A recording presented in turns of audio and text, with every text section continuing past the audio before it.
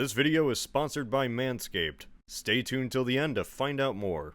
So there's a story about how Russia came to adopt Orthodox Christianity. Vladimir the Great, first ruler of the Kievan Rus, decided to move away from paganism and instead embrace an entirely new religion. But what religion should he pick? To decide this question, he sent out a bunch of emissaries to find neighboring faiths. Reading like something out of Goldilocks and the Three Bears, Vladimir judged the global religions. Judaism? To Vladimir, they were too weak. Because their temple was destroyed, it could only mean that God had abandoned the Jews. How about Islam? Too miserable. You couldn't drink, you had to be circumcised. Drinking is the joy of the Rus. We cannot exist without the pleasure. That's an actual quote, and it's the most Russian thing I've ever heard. Then finally we have Christianity. And you see, Christianity, that was just right. Or specifically Eastern Orthodox Christianity. Constantinople was beautiful. The churches of the capital spoke to him. So now you know, that's how the story goes. This was told by Nestor in the primary chronicle. In reality, the decision was probably a lot more complicated than that, but it's just hilarious to think that Russia didn't pick Islam because they had a drinking problem. Here's the thing, what if they did? Yeah, what if in an alternate timeline, Vladimir decided to go with Islam instead? What if Russia picked Islam instead? It's not the most realistic scenario, but compared to my last video, this might as well be non-fiction. I think the way Russia decided its faith is just fascinating, even if the story is simply a fraction of the actual truth. There was a Christian population in Russia at the time, of course, but in a world where religion is really chosen by conquest or gradual conversion of the masses, this situation is the closest you get to deciding faith off of a whim. Now, to be fair, there were other reasons Vladimir probably chose Christianity. Maybe the canon really did speak to him, and he saw Jesus as his Lord and Savior. But from this retelling, it kind of comes off as picking a religion off of vibes. Such a profound decision that affected the course of a nation, in part influenced by aesthetic and societal alcoholism. And I just think that rocks. Against all advice and the trajectory of where Russia was going, Vlad, this canonized saint, just decides to be a little stinker and picks Islam instead. Why did Russia pick Christianity? Well, for one, ever since there was a Christianity, it always had some presence in Russia. You can thank the Greeks for that. But by Vladimir's time, it was growing among the elite. Russia was building connections with the Byzantines, or Eastern Romans. The land of the Rus was a network of river trade routes from the Baltic all the way down to the Black Sea. By accepting Orthodox Christianity, Russia was aligning itself with Eastern Rome and Constantinople. And it was a decision that laid the foundations for the Rus as a culture. Rus and Scandinavians from then on lined the walls of Constantinople as the Varangian Guard. The Russian church emulated the Church of Eastern Rome, and from that church, the Cyrillic alphabet was formed from the Greeks. After the fall of Constantinople, Russia would even adopt the same double-headed eagle. It became a dream to retake Constantinople from the Turks. It cannot be understated how out of character this really is for Russia to turn to Islam, mainly because in this scenario, it would mean turning their backs on Constantinople. By picking Islam, Vladimir is stunting ties with the Romans, if not outright cutting them, and choosing to instead build ties with the Muslims, which in this case isn't really the grand cities of Baghdad or Egypt. They're too far away. We're really talking about Central Asia and maybe Iran. This would be a reality that the elite of the Kievan Rus would realize too, an elite that already is deeply tied to the Byzantines. Had Vlad actually done this, and been so committed, it's not really likely he would have really seen the end of it. Picking Christianity was not the most popular idea to a pagan Russia, but there was at least a precedent within Rus society, introducing an even newer faith that has less popularity in the process. Because this is a silly counterfactual, he somehow does it. A few generations after does it. Like, this would lead to a lot of infighting and probably a war or two. Somehow the Kievan Rus becomes a fully Islamic state. Before they converted to Christianity, the Rus frequently raided Roman lands, laying siege to Constantinople, all to extort better trade deals with their richer southern neighbors. By not converting to Christianity, these raids continue, just under a religious bent. Poor Eastern Rome, they don't really get a break. I'm not saying that the Rus would invade as a part of some great jihad. The motivation would be the same as it always was, trying to get better trade deals from the Byzantines. It's just now the religious difference is what keeps this previous dynamic going on. It can be argued that this strategy is actually less successful than simply being friendly with the Romans, but that's the decision that Vladimir made. And this would already be a common practice for the Rus. They were already attacking the Romans, so this is kind of just continuing tradition under a new religious bent. Do they ever take Constantinople? Probably not. It's still not great news for the Romans, considering they've now lost a key ally and gained at best an annoying nuisance. The Rus are now just another force that chips away at Byzantine influence. Sure, the trade probably still happens, just not under the most friendliest of terms. And this would be kind of strange considering the other Slavic tribes and nations would be on much friendlier terms with the Romans. By turning to Islam, the Eastern Slavs somewhat divorced themselves from their Western and Southern brothers. Russia never takes on that big influencing force for the rest of the Balkans. In this alternate scenario, it barely has much influence at all. It's kind of the odd child. By choosing Islam, I can only imagine that means that Vladimir is much more interested in the Volga River trade, if anything. Something that is quite out of the way to do, but it would be where their future market now lies. The Volga Bulgars converted to Islam to trade with Baghdad and Persia by going down the river and across the Caspian Sea. I'm imagining that this route takes center stage for a Muslim Rus. I could imagine an earlier settlement into these regions by Slavic people. This is something that happened in our timeline much later with the Russian Empire. Perhaps this creates a long-standing relationship between Rus and Persia. Maybe Persian becomes the basis for Eastern Slavic writing. Who knows? It'd certainly be interesting. Even with their admiration of the wealth of the Romans, the Kievan Rus was still Slavic. Their laws had no influence from the Byzantines. Just like any people, the Eastern Slavs wished to stick to their original ways as much as possible. Had Russia converted to Islam, they would give it as much Slavic influence as possible to make the new faith stick. And what I mean here is I don't think that the Russians would ever give up drinking. Vladimir was not lying when he said it was that ingrained in Rus culture. Now, there happen to be some schools in Islam that believe that drinking is not haram. They are incredibly small, but if it's that important to the Rus 1,000 years ago, I can imagine some school or sect allowing alcohol to dominate the region. Might as well consider the Russians as following their own sect of Islam. While they may trade with them, they would still be rivals to the Arabs, Persians, and eventually Turks. Oh my, we haven't even talked about the Turks yet. So what about the rest of Europe?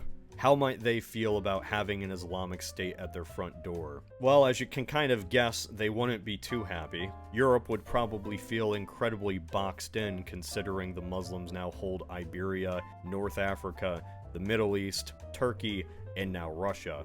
But also, the Catholic world felt boxed in anyway. This doesn't really change Russia's dynamic with their Catholic neighbors as much as you would think. To the Templars in Livonia and the Polish-Lithuanian Commonwealth, Russia being Orthodox was just as heretical as being Muslim. If you clicked on this video imagining Catholic knights crusading in Russia, that isn't even alternate history. That's what actually happened. In regards to Russia's dynamic with the rest of Europe, I don't think we would actually see the real effects of this until, ironically, after the medieval age. So Christendom's definition has changed a lot. To medieval Europeans, Christendom was like an island surrounded by a sea of paganism. To the Catholic world, sometimes that included orthodoxy and sometimes it didn't. I'm just saying that there is historically a correlation between what Europeans considered Christian and what Europeans considered civilized. To Renaissance and Age of Discovery people, these were kind of interchangeable concepts.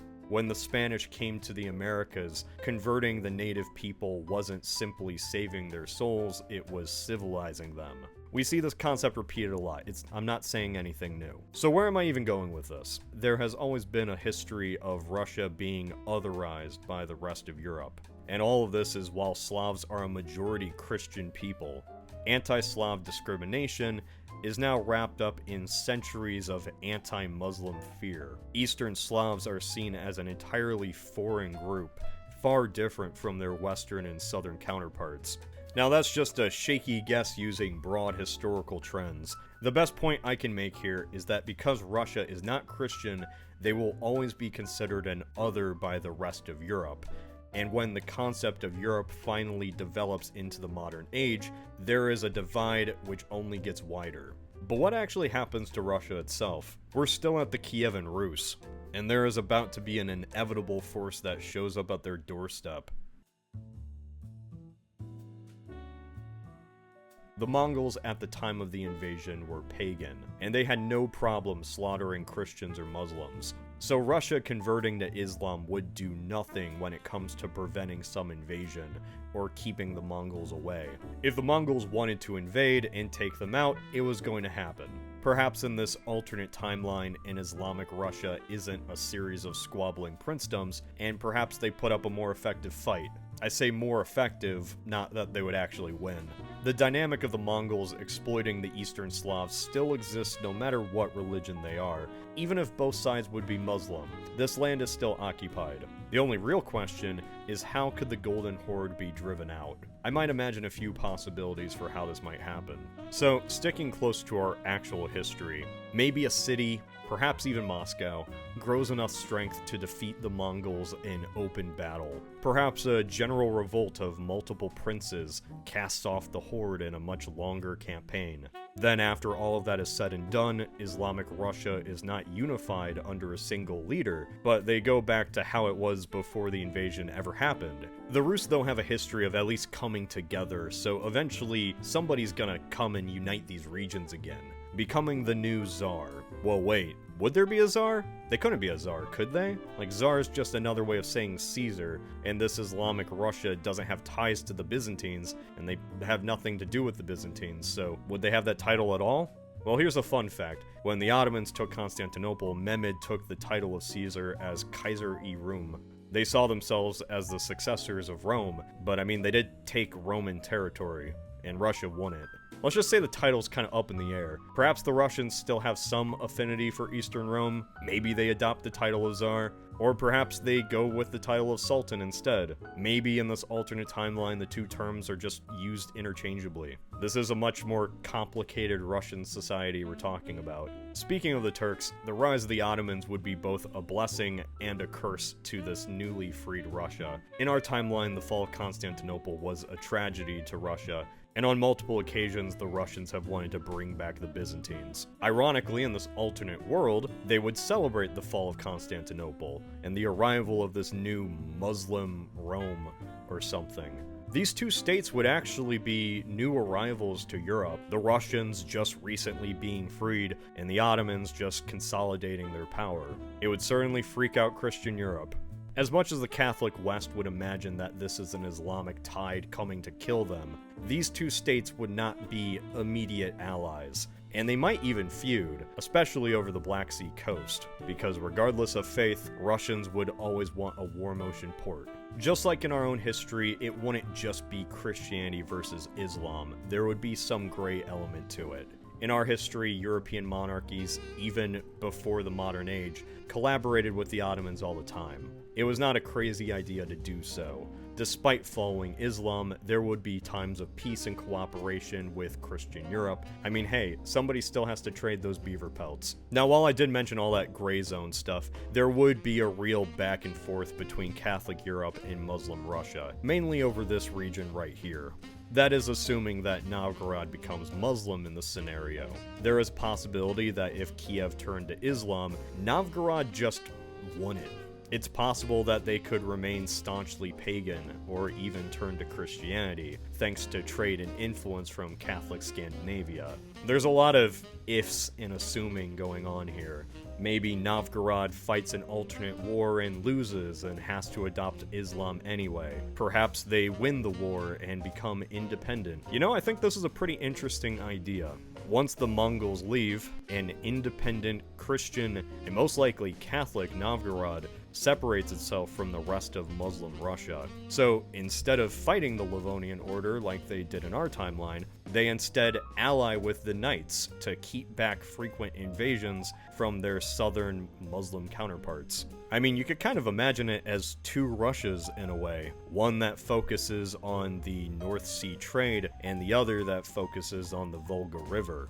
And this region sees a rise of alternate cities. What we think of as Russia might not even exist. The Eastern Slavs might have divided themselves into multiple kingdoms and sultanates, and would be so disunited in religion that they would be entirely different nations after a few hundred years. If they were so disunited, even by a little bit, it's possible this land may end up being taken over by a series of invaders. Maybe the Poles. Polish Lithuania may remain a powerful nation. They may have this centuries-long project of converting the Muslim Rus. Novgorod might be considered the furthest extension of real Europe, while the other Christian kingdoms gradually push eastward. It's also possible that Russia pulls itself together. Maybe they unite into a strong empire, just under the banner of Islam. Could there be a Russian Sultan? Maybe. Could this Russian Sultan have a rivalry with the Ottomans? Perhaps. Man, the scenario sure is getting away from me. As of now, we're still around the 1500s, the time when Russia actually united in our timeline under the Tsar. And for this scenario, I don't even feel like I've scratched the surface. What about expansion into the rest of Asia? Are the sultans the equivalent of czars, or are they something else entirely? This year, I've been wanting to play around more with these scenarios that I come up with. Go more into depth without sacrificing detail, and that requires more parts. But to not leave you off with a cliffhanger, what can we take away from this alternate Russia now? And Islamic Russia is not really Russia at all. The institutions and culture that came from the Kievan Rus are not just embedded in Orthodox Christianity, but also in their relationship with Eastern Rome.